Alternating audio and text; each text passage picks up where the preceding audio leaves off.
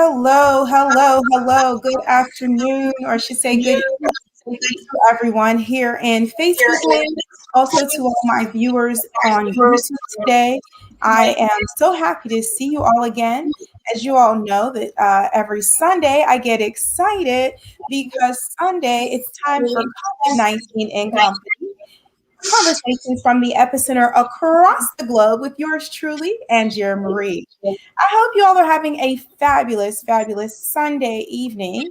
And I have a very special guest today. I'm really excited. I normally do a bunch of COVID update stuff. I'm not even going to do a huge update as far as New York is concerned today. There's not much change in the numbers, but I have so much to speak with my guest about. So I want to try to kind of bypass some of those things. So today's special guest is Mr. Tom Joe Barrow, and he is candidate for mayor of Detroit. He's an entrepreneur, a CPA, a job creator, a finance expert, an election reform advocate. Truly, he's a real Detroiter. He's also the nephew of the late, great, legendary heavyweight champion and national hero, Joe Louis. And from what I can have read about him, I'd say he sounds like the true whistleblower of Detroit. So right out of the ring, Mr. Barrow, I have to ask you, has being a fighter just been in your blood? Well, it's part. It's part of my DNA. I was born years ago in the old black hospital. Years ago you had to be born in a black hospital if you were black. You had to be at home or in a black hospital. I was born in the black hospital. So the day I was born, world heavyweight champion Joe Louis was right outside the door. I was being delivered by his actual doctor. His ring doctor was the doctor who delivered me. And we were in the building owned by his campaign fight manager, John Roxborough. So I carry his name. So fighting is in my DNA. So that's why my name is Joe, because it's Uncle Joe paid for me being born. He was right there. Wow, that is so awesome. As I was preparing for the interview today, I was excited because I'm like, yeah, everybody knows Joe Louis. And I mean, Joe Louis' nephew. How did I get so privileged to have such an honorary guest?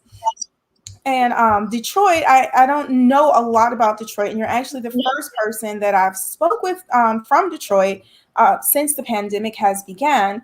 So I thought I'd take this opportunity to learn a little bit about what's going on as far as the COVID situation in Michigan. And what I read, I know that the updates are like maybe twice a week from my gathering, but this past week has been like some extreme uptick. So I showed there were about 1,295 new COVID cases and 21 deaths, which from last week, I think it was, there were like only 1,000 cases. So the new week was over 2,000 cases. So I wanted to talk to you a little bit about that. But first, I just wanted to know, how are you and your family amidst this whole COVID pandemic? Yeah. I'm married to a doctor, so we're pretty COVID safe. We wash our hands. Of course, I've been vaccinated. I got my second shot on February 5th. My wife's been vaccinated. My son, 21 years old, although he's gone back to Chicago, starting his job for the first time after he graduated from school. He's vaccinated with both shots, as is my daughter, Taylor. So she's 20. So we're all vaccinated, and I kind of understand where people are coming from. However, if I were the mayor, I think I would take a much higher profile in encouraging people that they need to get. Okay. And it's interesting because I'm seeing that there's a lot of promotions. Like one of the promotions I just ran across online was like from Detroit said, did you get your COVID-19 vaccine today? Well, you have a shot tomorrow at entering a $50,000 giveaway. And I'm going, whoa, $50,000. That's quite an incentive. It is. You know what? But I really don't even. I mean, I think that's great because they're doing it in other states too. Yeah. This thing is so serious. This Delta variant is so serious. People have to understand something. When you get COVID, it's not like you can walk up and you can see somebody who's not feeling well or something of that sort, and then until you stay away from them. No, it's you don't even know that you've incurred or encountered it. And so the next thing you know is you're not feeling well and things are going sideways on you. And so to me and to my family, and I would encourage Detroiters, and I certainly understand their reluctance. I hear everything from, they came up with it too fast. I don't know what's going to happen. I don't know what's in it. But, Right. and my response, which of course I certainly understand it, but we don't know what's in Gatorade either. And yet we don't know what's in Tylenol, and yet we take it. This is killing people. And when I see folks all over this country lining up, the senators, the president, even Donald Trump snuck and took it. That little two-faced guy snuck and took it, and then has these other folks not taking anything at all, and they're getting sick. Folks who've been vaccinated, nobody. Folks who are unvaccinated, 99%, 99.5% of the cases are for people who are unvaccinated. So this is a real concern here. And I've lost a lot of friends from COVID-19. So I kind of have a different view on it in terms of encouraging people. They need to think about getting this. Got you. Yeah, I'm in that other pool. I'm in the pool that you're talking about. Like, I just don't quite trust it yet. I'm not saying no, never, but yes, the same type of thing is like, that's what I hear. Yes. Yeah, and it's like, never going to do it. I just want to wait a little longer to just see if some things, if people start to grow a third ear or something, wait and see just a little bit. And I'm a person that has an allergic reaction to a lot of things. So yes. I got the flu shot one year, and I had a rare burping disorder for about 9 months. So it's you're gunshot. I get it. Right. And I've been taking the flu shot for probably 15 years. And before I started taking the flu shot, I would get sick because my business deals a lot with the public.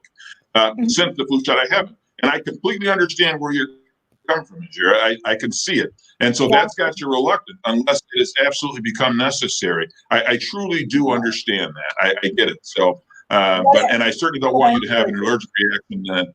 That would be terrible. And if you're by yourself too, that could be terrible. Right. And I encourage everyone to stay safe.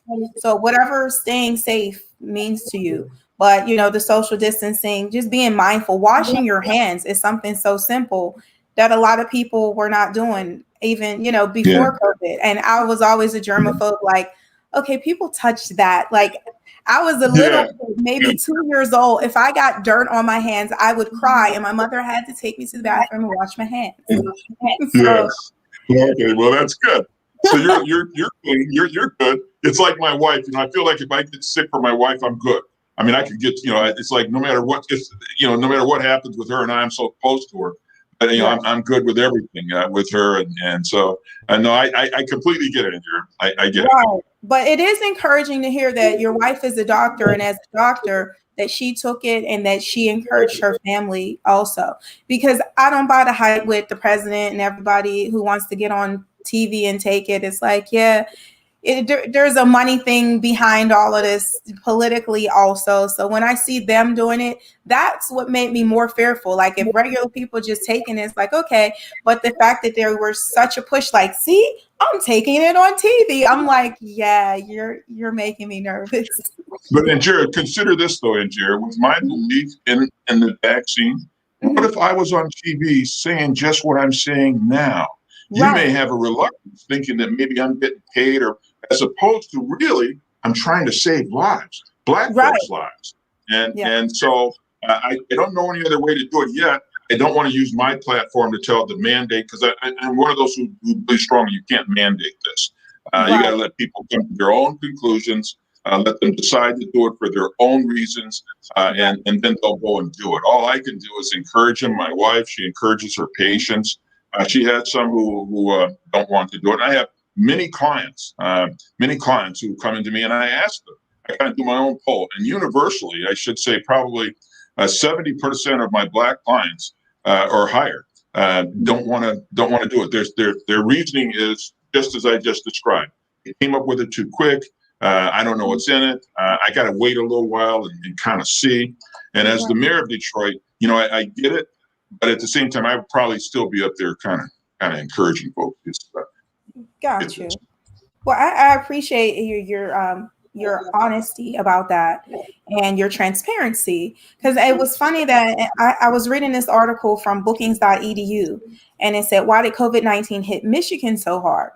And it was like, well, I'm just going to read the quote, just this little part of it. It said, COVID-19 was wrought havoc on a vulnerable population in the state.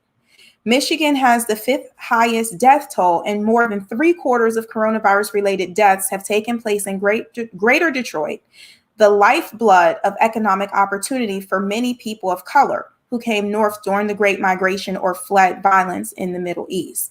So when I took a look at the numbers, from that I quoted earlier, that was from the Michigan State Department of Health and Human Services.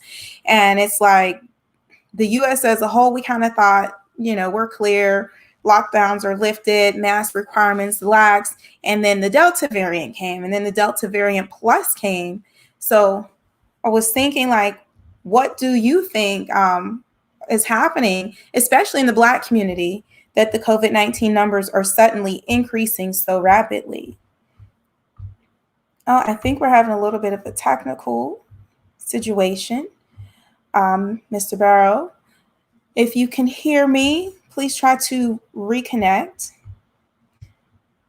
But in the meantime, while we're waiting for him to reconnect, something strange just happened there. Michigan's report was from July the 23rd, and they showed 1,295 new COVID cases. They were saying that in 1 week, it's like there was an increase, that the state added 2,323 cases, and they had 35 deaths from the virus. And that was an increase in cases from the previous week, where the state added only 1,531 cases. And it was there were a decrease from the number of deaths, because it was 47 total deaths at that point in time. So we'll get Mr. Barrow back on the line in just a minute so that he can kind of speak to that, and we'll learn a little bit more from him. But you're watching COVID-19 and Company, conversations from the epicenter across the globe. And today's guest is Mr. Tom Joe Barrow, candidate for mayor of Detroit. He's an entrepreneur, a CPA, a job creator, a finance expert, and election reform advocate. And he says he's truly a real Detroiter, and he's married to a doctor. So I find it interesting to get his input and his insight coming from the home of a doctor on COVID-19, the vaccine, and why it's important for people to take the vaccine. So I think I got him right back here. Yes, yeah, I told you I was technologic. So what I did is I turned on my hotspot and then connected to my hotspot so I can get back on. And I just knew you were confident in me, though. You knew I was going to try to do something. I knew it. I had faith in you, fully had faith in you. So, I was just going back over the numbers, like more specifically from the Michigan State Department of Health.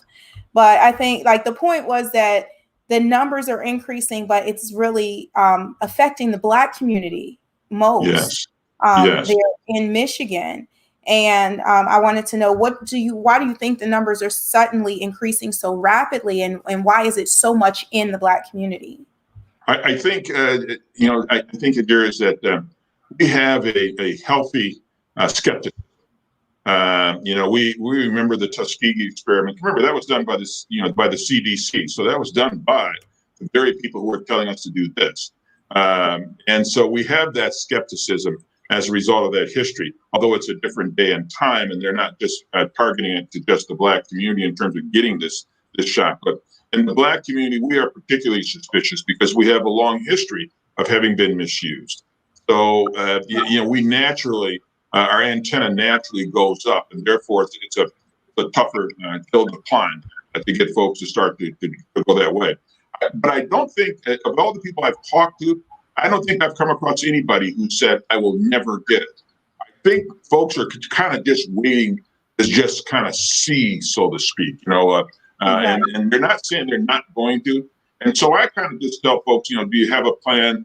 Do you have some thought process you're going through? And go through your thought process. Just be safe in the meantime, because you can't see this thing. This thing could happen. You could walk right by and push the door, the big long door, silver door handle to go inside market or the drugstore, and there's the bug sitting there, and you just don't know it. And before you had a chance to cleanse your hands, you've already touched your eye because it itched, and next thing you know, you're sick. So, but I understand, folks, and I think Michigan, because we have that natural reluctance, and because it's a pretty large, predominantly black city, which of course again gets back to the mayor's race, but we're 80% in, and I think we just need a strong spokesman, somebody who people trust and believe that they're not being paid to do it, because it's a natural reluctance. I get it. Yes. Okay. Got you. So as mayor, what are some changes that you would propose to help fix this problem and bring it into the fight against COVID-19 in Detroit? Yeah, I think the problem here in Detroit, we have and believe me, I'm not opposed to people because of the color of their skin. I really don't care, quite frankly. But we have a white mayor, Caucasian mayor, coming from a 96% white suburban community with and 2% Asian. So it's only 1 or 2% black folks. So this man he's lived there his entire life. So he comes here and he's trying to create the whole suburban experience here in Detroit, which does not work. But as a result, Detroiters don't trust this guy. He's uncomfortable around blacks. He's afraid. He says that our kids put strap on their guns in the morning and all kinds of little racist little things that he doesn't even know that what you're saying is a bigoted, racist, just a horrible thing. And then on top of it all, he doesn't live in Detroit. So when you don't live here and you're the mayor of Detroit, no other white cities would never accept that. They're not living there. Here, we in Detroit, we make excuses for this guy, and I don't understand it. It's kind of like a gene anomaly from slavery or something that we would make excuses for this guy. But I think it's because we don't have anybody we trust. I think that's going to be the difference between me and any of the rest. We even got a black guy now who just came in from Troy a little over 2 years ago. Now he decides he wants to parachute into Detroit, and now he wants to be the mayor. I mean, that, to me, those things are insulting. To me, that they would feel that comfortable, and then black folks rally around that. We got legitimate, qualified Detroiters here. So I think if we had a real Detroiter who was talking to people trusted, and people that could energize people, that could inspire people, I kind of think it would make a big difference. Got you. I understand. I've been reading some articles from the Detroit Free Press about this situation with the Henry Ford Health System, where their COO has made this decision to require the COVID-19 vaccinations of its employees. That's including all its team members, the students, the volunteers, and even the contractors. And, that kind of disturbed me.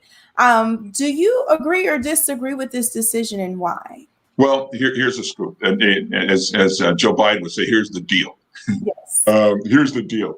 The Supreme Court has just ruled that employers to work at a particular employer, the Supreme Court of the United States just ruled that that employer can set standards and can set qualifications to work there. In the healthcare business, in particular, I kind of understand why Henry Ford is, and I think you're going to see this start to happen more. The NFL is talking about doing it. There are other hospital health systems that are talking about doing that, and I think the reasoning is because when you come into the hospital, you really have a right to expect that you're not going to be any worse off than when you arrive to that door. And that could be a real problem if, for example, a person comes in who themselves are not vaccinated and they're dealing with a hospital employee who is not vaccinated and who is carrying the disease. And now all of a sudden the hospital has tremendous unlimited liability, because now the person got infected as a result of that, and so that person's going to have a lawsuit. So I kind of understand where they're coming from. If you want to work for that institution, otherwise you'll have to find an institution that does not require. But I think you're going to soon, now with the Supreme Court's recent ruling, you're going to start to find that it's just going to be the norm rather than an exception. God, I understand. I look at it with the impact of the pandemic, what it's had on our economy, the loss of so many lives and jobs, and people still need health care. And I just feel like essential workers are still essential, whether they're vaccinated or not vaccinated, like the training that they go through to be able to help people. So what do you see being the fate of the essential workers that refuse to take these vaccinations? I'm really concerned. I'm really worried about that. Because if they refuse to take the vaccine, in my view, where I come from, there's no greater feeling than when you're in distress and you hear that siren, off in the distance, and you know it's coming for you. There's no greater sense of well-being than that. And I would hate to lose these people, because to me they're truly heroes, Right. everyday heroes, whether they're police officers or firefighters or EMS technicians. I mean, to me they're really heroes, and that's a real conundrum as to what starts to happen, because I don't want to lose them. But I think the wider spread it's going to become, because I think it's going to become pretty universal, because everybody's going to start to worry about liability now that the Supreme Court has taken the position that it has taken. So all a person has to do is prove that they got sick as a result of an encounter with an employee from this particular institution under Michigan law. Gross negligence it kind of waives immunity. So you have to be prepared for that. So I think it's going to start to become more widespread. I can understand. See, that makes me concerned that all of these things that they've been telling us to do as safety precautions, well, that's thrown out the window then, because it's like, well, does it really keep us safe if it's this whole push of, okay, you have to just be vaccinated, because maybe they don't feel that people are able to stay safe. But I do understand the legal aspect of it. And I think your safety precautions, I think, are all good. I think those are working. Obviously, you're healthy. I mean, I can look at you, besides being incredibly well. You look well. You seem to come off well. You seem very healthy. So whatever you're doing, it's obviously working. And I would encourage you to continue to do that. And those who are actually doing all the protocols with the washing and so on and so forth, I continue to encourage that. And I think having the COVID shot, I think, is just a little add-on to provide that level of security that, I feel very confident now when somebody comes into my presence. I'm still very cautious about shaking hands. And of course, when you're out doing what I'm doing, campaigning, I mean, it's like shaking hands is like, that's like second nature, man. The first thing you do, man, you shoot your little hand out there. But I'm fairly confident, because I know I've gotten the shot. So that even with the variant, what I don't know is whether or not we need a booster and things of that sort. I'm not confident yet in that area, and that will come as time will pass. My wife, she's pretty good about this stuff, because she has the mask and all this stuff. So that's I think we'll be okay. Okay, may I ask you, which vaccination did you take? Because you look really well, you look healthy. I've heard a lot of horror stories, but which one did you take? I just self-injected I'm just kidding. I got the Pfizer protocol. I got my first shot in January of this year. And then 30 days later, I got my second shot at an incredibly well-organized Cobo Hall with Black nurses and the technicians. I mean, incredibly well-organized. And I felt and to tell you the truth, when I got it, this is going to sound kind of crazy, because normally I'm pretty afraid of a shot. Mm-hmm. You want to run me off something, you just tell me you got to draw blood, or you got to give me a shot, man. I'm like, I'm gone, But in this case, they've done something with these needles. These needles are so fine. I'm telling you, Indira, I didn't even know they had stuck the needle in. I didn't even know that it was over. I didn't even feel it. Yeah, literally, I didn't feel it. And the first shot nor the second shot. Mm-hmm. So. That to me was really significant to me, because it meant that my fear was unwarranted. Now, that's a different kind of fear of somebody who's concerned, for example, about whether or not I need to be taking it at all. Not that I'm going to get that. Okay, I understand. Thank you for sharing that information, because I'm listening, I'm taking notes. But I'm talking to you, man. That will be. That will be watching, or that are watching, that maybe are on the fence about taking the shot. So I want people to have as much information as possible. It's you I'm talking to, Indira. It's just a conversation between you and I. Got you. So I want to transition a little bit here and get away from COVID. I wanted to give you some time to tell us a little bit more about yourself and why you're running for mayor. I know that you've vied for the position previously, so I want to know why you're also trying again. Yeah, interestingly, I think I'm the only person I can think of in modern times that has ran for this office more than once. Now, I won't go into what we discovered and saw when we did the recounts. I'll leave that be. But here's the thing that motivates me, Andrew. It's the quality of our lives here in Detroit. My background, let me just give you a little bit of my background. Besides being born and raised in Detroit, growing up on the city's east side, I went to and I attended the first person in my family, the only person in my family to go to college. My parents, my mother worked for the city of Detroit for 37 years. My dad, fourth grade education, had a little gambling joint up on Mack Avenue there. You know, that's the way they did their hustle. That's why my dad did his hustle back in his days. That's how he was able to do what he was able to do. And that's not hustle is not a bad word. Hustle is how Black folks had to exist back then.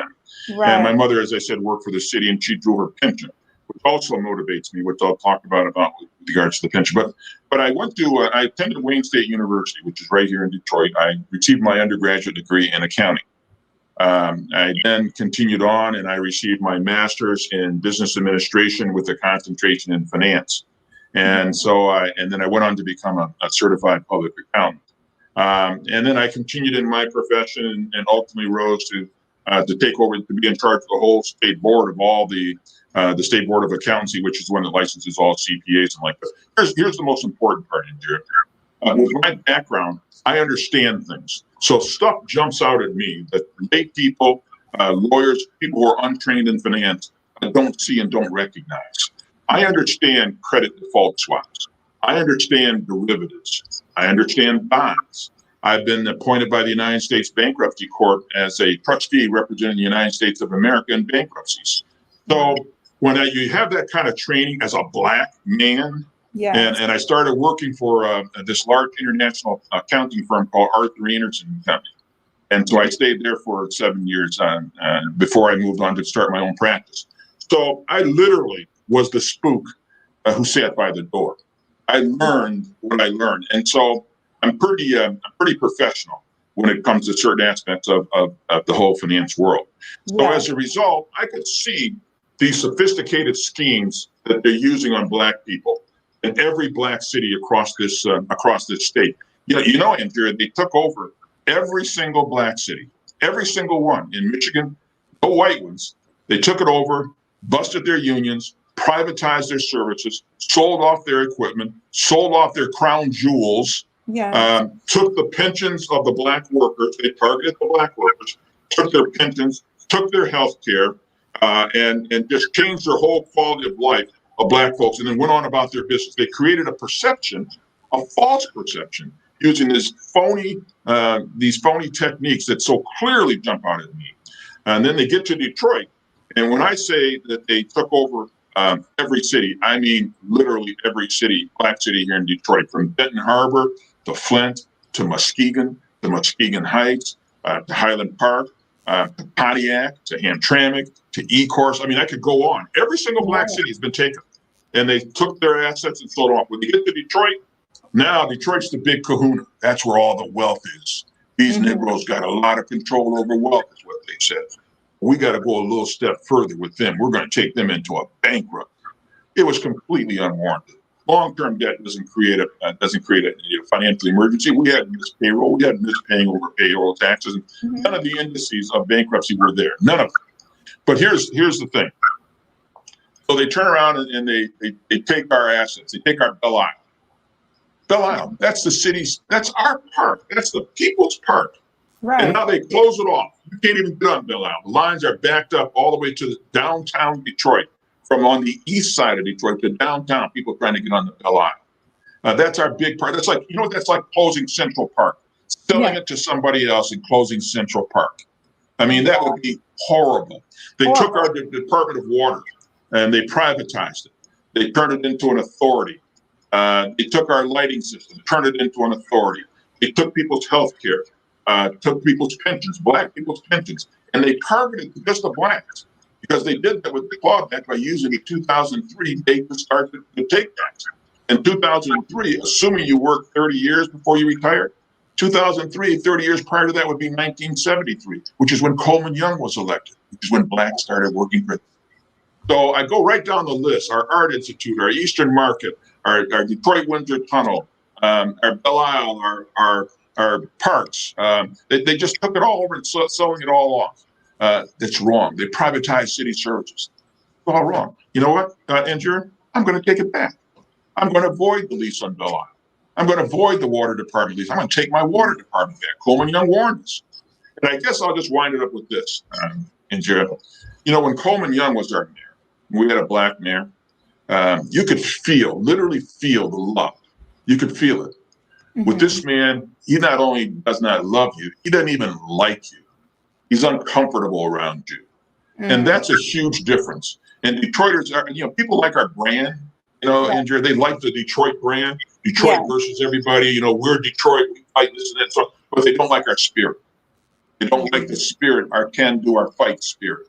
And I think that's the benefit of having a relative of Joe Louis, the world heavyweight champ, that flows through my veins. So that's why I'm running again. Because I know, given the chance, we've had all these lawyers. Goodness knows. And we got 3 or 4 lawyers running now again. No, it's time for us to do something different. And I got a whole list of plans to do so.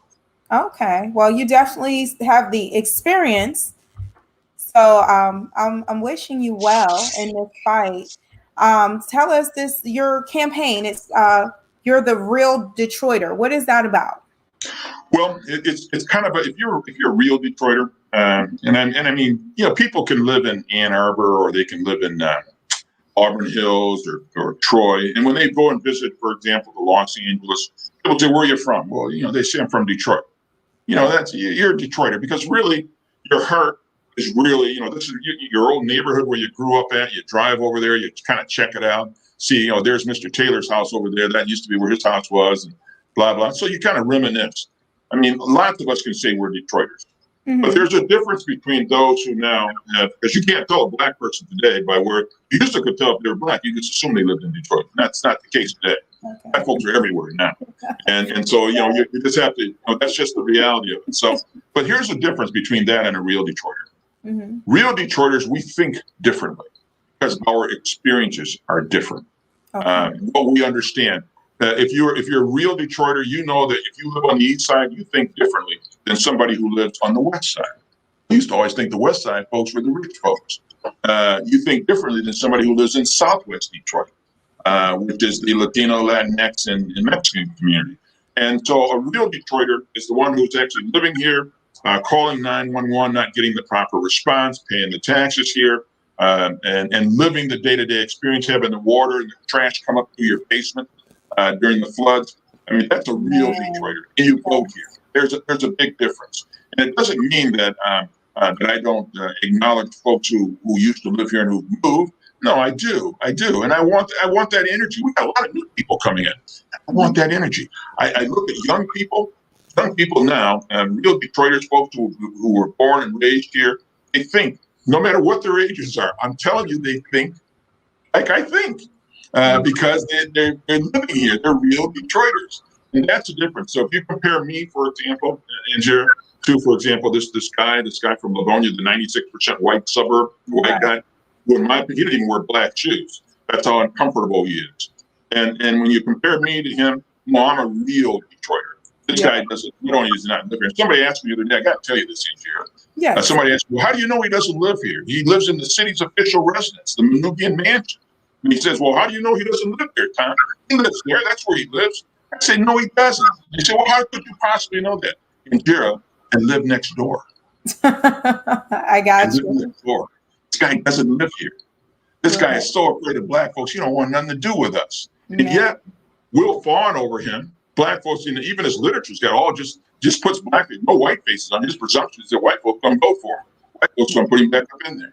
And he just has to get these fawning, smiling black folks to go along with him. And I look at his literature, I recognize all those black faces. Those are the same black faces that have always been anti-black.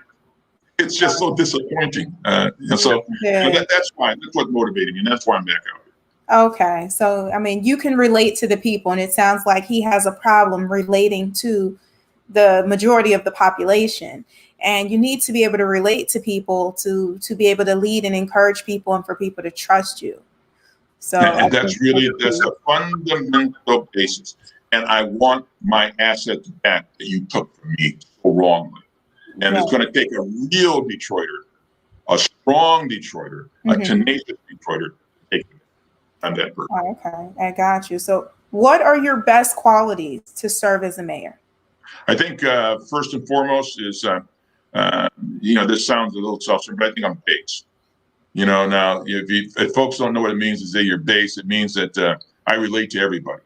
I can get along with everybody. Yeah. I'm comfortable because I grew up with rats in the house, roaches in my house. I know what that's like. I know what it's like to have a mouse run across the foot of the bed. I know what it's like to hear rats over in the corner scratching, trying to dig a hole through the wall, through the drywall. I know what that's like. But at the same time, I also know what it's like to belong to deal with these corporate types. I tell people oftentimes, the ones you got to worry about getting you here in Detroit, and this is shown to be true now with this phony bankruptcy, is the guy walking around with the white shirt, the red tie, and the dark colored suit. That's the guy going to stick you up. That's the guy going to get you. Gotcha. And so those are the ones that you have to know how to deal with. So Dan Gilbert and Roger Pinsky and Cindy Paskey and all those big name corporate types, the very ones who gave the money to Donald Trump, who are giving the money to the guy here, they're going to come to me, and they're going to come and talk to me, and they're going to come and try to do deals because they know when all is said and done, if I got the power of the people behind me, they can't achieve what they want to achieve without coming through me. Yeah. And that's going to make a huge difference when you have a real Detroiter now negotiating on your behalf, having the technical background that I have, and I'll get along with them. I mean, as I say, I think I'm still cool. I know I look older. I think I'm the same guy I've always been. I think I'm cool. Yeah, the age doesn't matter. You can be cool in any age. Yes, I agree. Definitely. I agree.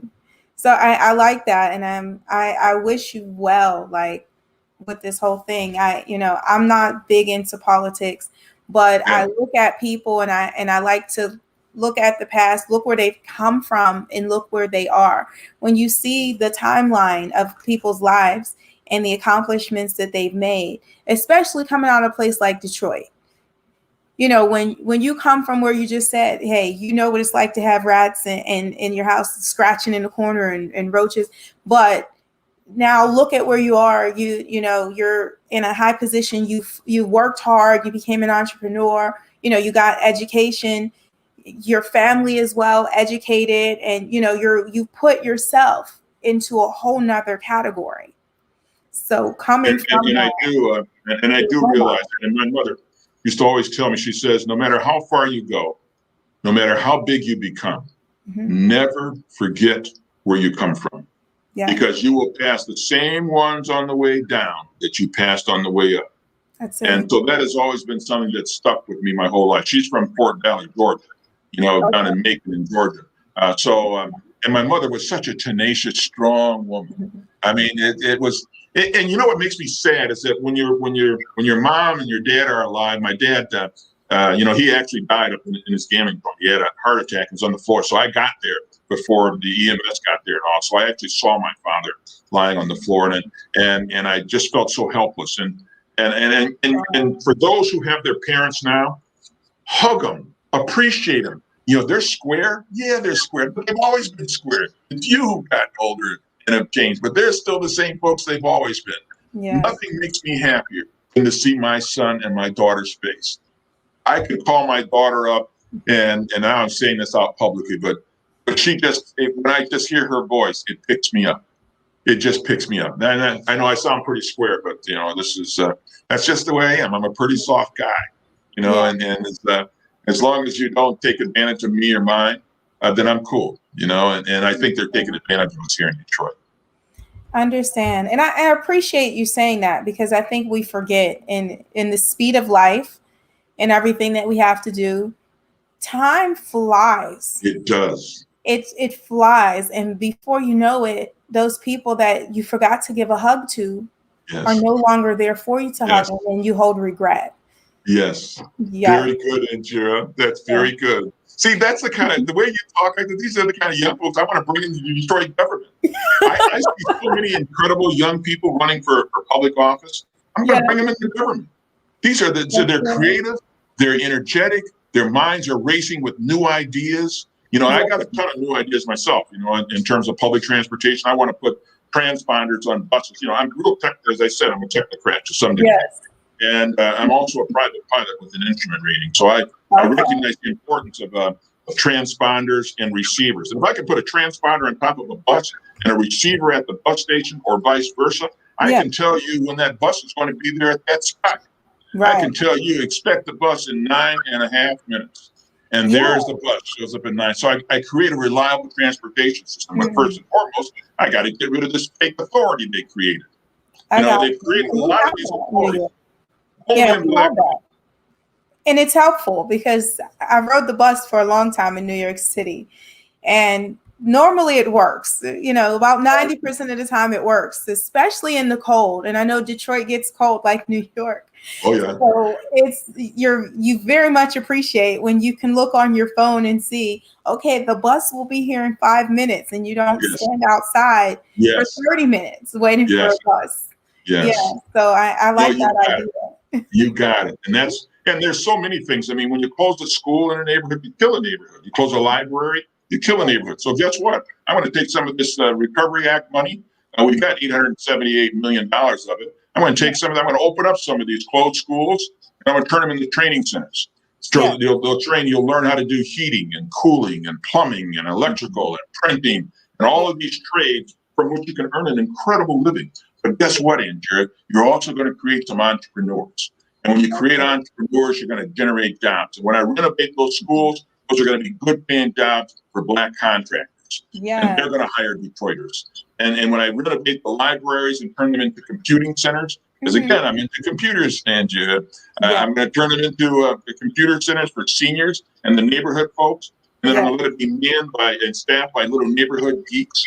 So that when you have an opportunity here in Detroit, because 47% of Detroit is not online.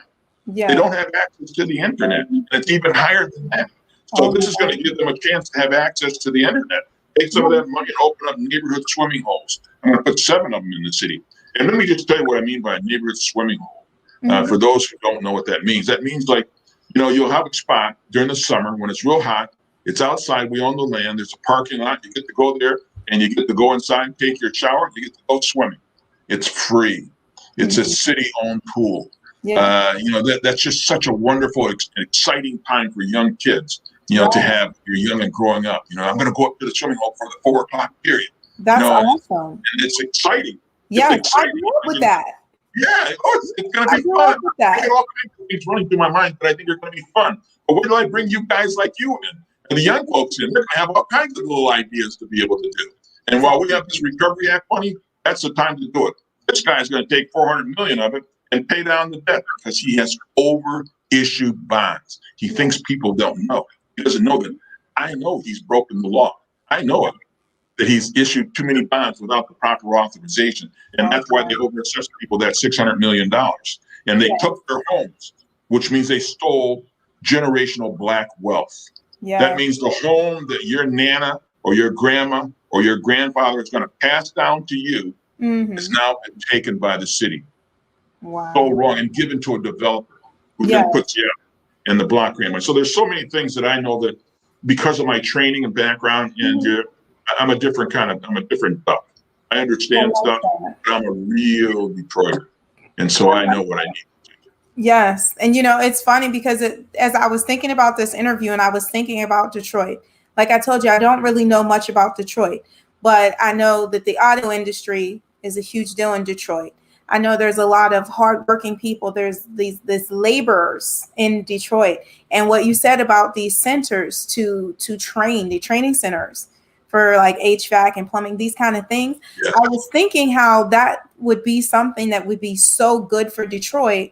And I had a guy that I interviewed, I think it was in January, Michael Norman, who he opens centers like that. He's in Charlotte, North Carolina, and that's what he does. So I had that thought before this interview.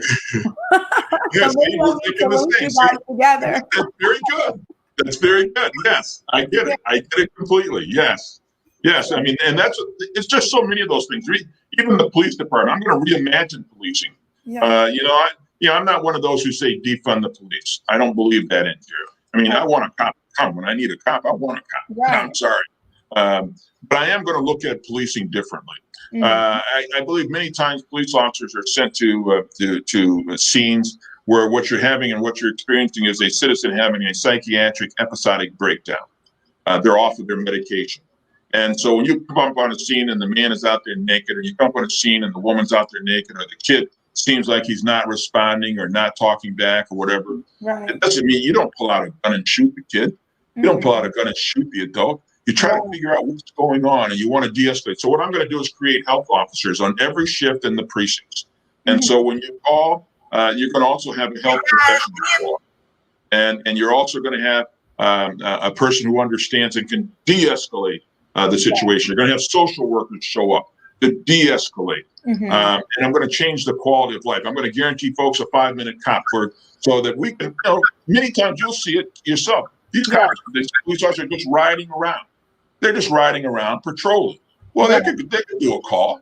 They could go to a call and see what's, Miss Jones is saying that somebody's got her driveway blocked. Well, you can go and check that out. That's 5 minutes. If you get an emergency call, then you go to the emergency. Right. But meanwhile, you can start answering some of these calls. We're just not doing it. But I want to recruit more young cops, black police officers to live in the city. I want a police officer that represents the community. Now I'm going to take them from wherever they are. If I can make sure you're psychologically qualified, I don't care about your race per se, but I want you to live here because if you live here, you'll see things differently. You'll think like a real Detroiter, not like an outsider coming in and lording over us. Because now you have some power with having the community behind you with that badge, and I think most police officers do want to serve. I see that pretty universally. I've had good experiences in that respect, but I know there's others who have different experiences. So I'm good. I understand what's going on. That's the difference with a real Detroiter. That's it. I like that. So there definitely needs to be a rebuilding of our relationships with the police and the Black community. Because when I was a kid, it was like, oh, Officer Joe, hi, Officer Joe. Now it's like, oh, it's the cops, run. And it's like, yes. But I didn't even do anything wrong. Why am I running? Yes. Well, you know what I've come to conclude? That this bias in some of them is because they've never been exposed to people of color. They're seeing people of color and coming around people of color for the first time, and they got in their heads all these built up stereotypes. Right. And so they arrive at the scene with these stereotypes in their minds. So they look up and they see a very large Black man. Now, a Detroiter, a real Detroiter, when I see a large Black man, I just see a big guy. That's all I see. My brother is huge. He's huge, but he's the softest, gentlest giant you could ever imagine. And I see this so often in so many Detroit folks. And so, but if you have these preconceived notions, just as George Floyd, the cop arrives on the scene and he just sees a large Negro, and so everything in his mind and all the venom and everything he's been taught and brought up with is coming right to the edge. And he sees not a human, he sees something that's subhuman. And I think that's a big difference. So once you have a real Detroiter as mayor, I think even the policing here in Detroit, the confidence of folks in Detroit, because they know that I'm going to listen and I'm going to be fair. If you're wrong, if you're a citizen, you're trying to bogart and do something you got no business doing, well, I'm not going to back you on that. But if you've been misused, I'll hear about it, and and we'll get it to the right people to look into it, to see what's going on. I understand a lot. Right. So I want to ask you too about Mayor Dugan. How do you think? What do you think? How did he get elected in the first place? Well, why do people continue to vote for him and support him amidst all this controversy? Yes. Well, here's the thing. I'm the guy who put him off the ballot. He ran as a write-in, so I put him off the ballot because they knew he wasn't a resident. Just as he's not a resident now. Yeah, I put him off the ballot. So when I put him off the ballot, he had to then run as a write-in. The only mistake I made is that I revealed that he wasn't a resident before the deadline to sign up as a write-in. Otherwise, the guy would never have been there. But notwithstanding that, he ran as a write-in.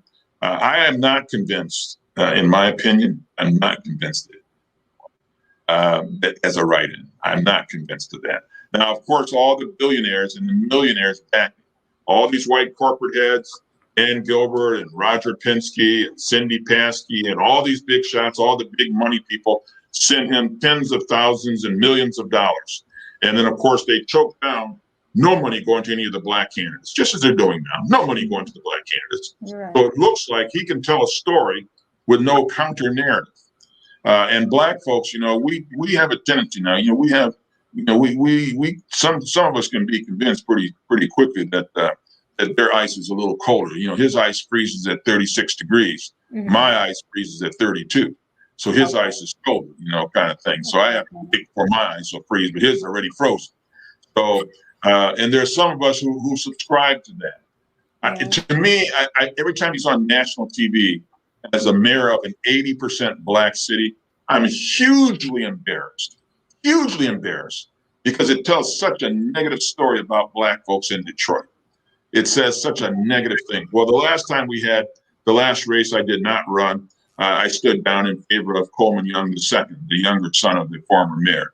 But that turned out not to be not to work, and so he was easily classed because he was just young. This time I decided not to do that, and I couldn't let this one guy coming in, just moved in from out of town, been here a little over 2 years, and now he wants to be the mayor. We're living up in one of the white suburbs also, but he's got that same mentality. But on top of that, he endorsed Duggan the last time Duggan ran, and then campaigned for him. So how am I going to let that?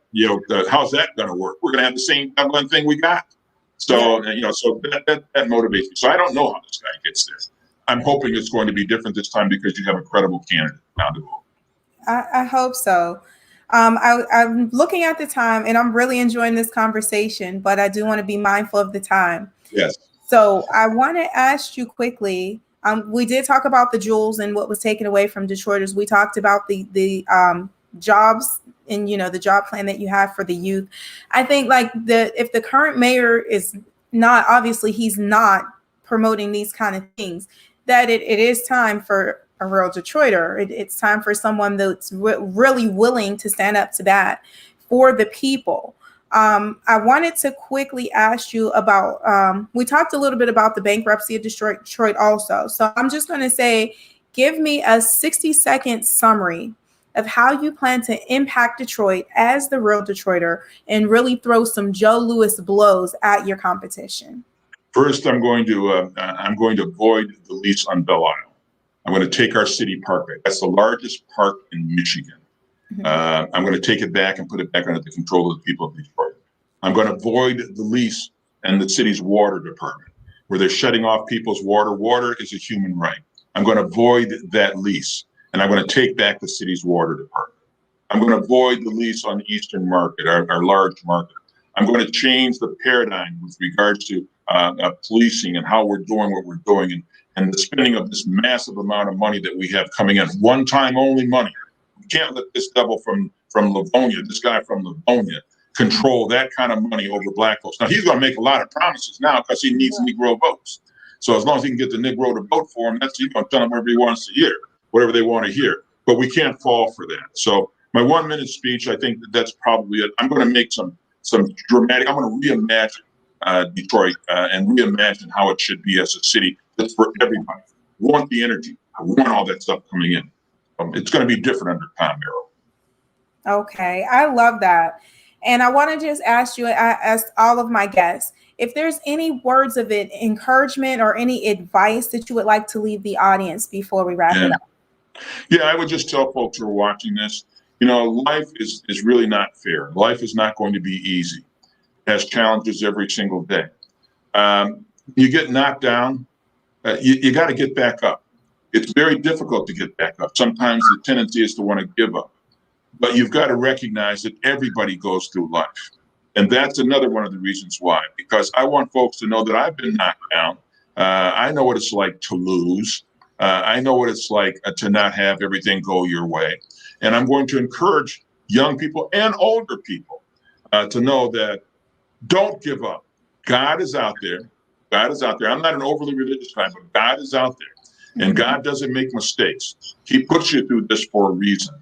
And when you come out on the other side, believe me, you are much stronger. And that's where you're going to see the Joe Louis blows. Because when it comes time for me to start doing some of the things I'm going to do, Dan Gilbert and the rest of all those big shots are going to resist it and not going to want it. But they're going to have to come correct, and they come through me because I'm a real Detroiter. I love that. And how can we support you in your campaign? Give us all the ways that we can reach you, social media, your website, all of that good stuff. Yeah. There's our website is there's a couple ways you can get to us. There's realdetroiter.com, www.realdetroiter.com. And, it's a pretty nice looking website. I mean, you'll see the professionalism start to come through when you look at our website. And there's a spot there you can donate. Hey, give me $5. That's all I want. $5, $10, whatever you can stand. Because remember, the corporations are not going to support a guy like me. The corporations are going to support the current guy because they want that white guy. And to me, it's not because he's a white man. He's the wrong man. Is the key to this thing, because there's been some white folks who live in Detroit that I'd be 100% behind because they're real Detroiters. So you can read this at www.realdetroiter.com or tombarrowfrommayor.com. It'll redirect you. Remember, I'm technical, so it'll redirect you. You can call us also directly at 313-393-3100. That's our campaign office. One of the options is, I think it's option 4, is you get to talk to me. Now, I can tell you, folks just about fall off their chair because I actually answer. And they don't expect me to answer, but I do answer. And I do return phone calls if I happen not to be there. All I ask is that if you call me, don't tie me up for a half hour and 40 minutes and that sort of thing, because that's kind of difficult to do. And then, of course, we have our volunteer meetings every Saturday at our campaign office at 2650 Gratiot in Detroit.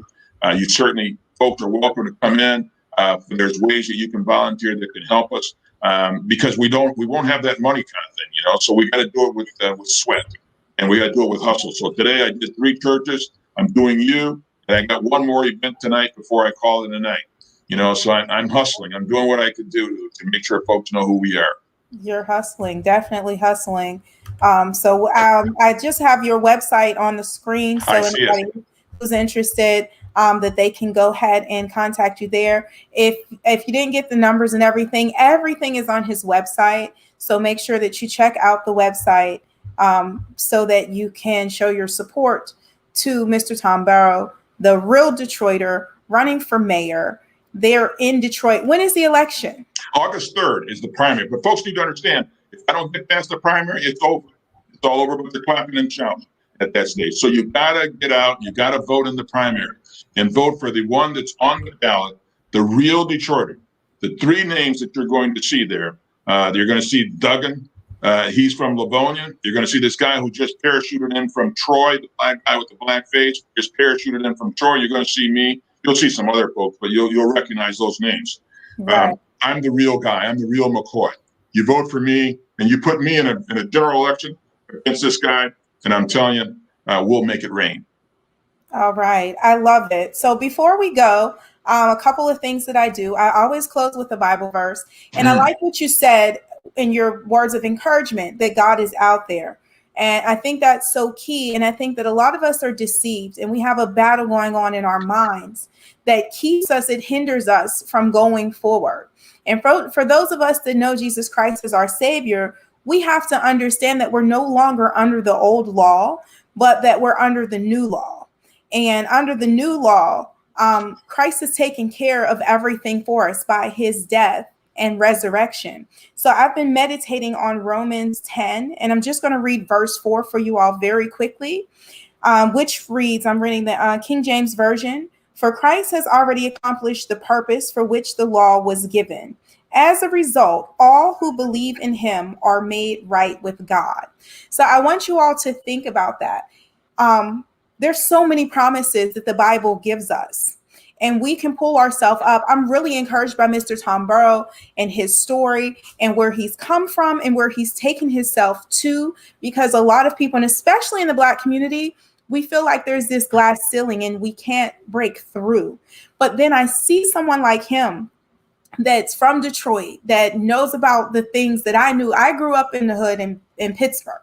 So we know this struggle in the streets, right? But we've been able to overcome, and how he's far exceeded the expectations of what we have when we look at the stereotypes of Black men in America. So he is a true role model, in my opinion. And I thank you for being transparent and sharing your story. And I wish you the best of luck in this campaign. I know that God is with you, and may God's will be done. So I just need to shout out a couple of sponsors and supporters really quickly, and we're going to get out of here. Shout out to Generation Next Realty. Carrot Omni Media, the Empowered Lifestyle Radio Show. You can catch them from 8:30 a.m. to 9 a.m.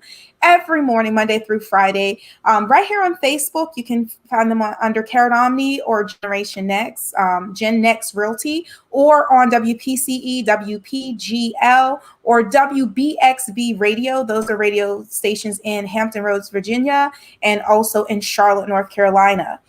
Shout out to Gloria Wong, my makeup sponsor, to K Diamond Braided Wigs. This beautiful braided wig that you see me wearing today is from K Diamond Braided Wigs. Check out Miss Katie Sy.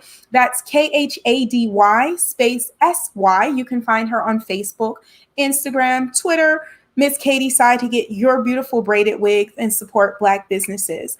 Shout out to Careworthy and Hot Wax Promotions, to Tanya Nicole, aka Cola the Model, and to Primitive Art by Alex Udebu. As you can see, my background is provided by Primitive Art.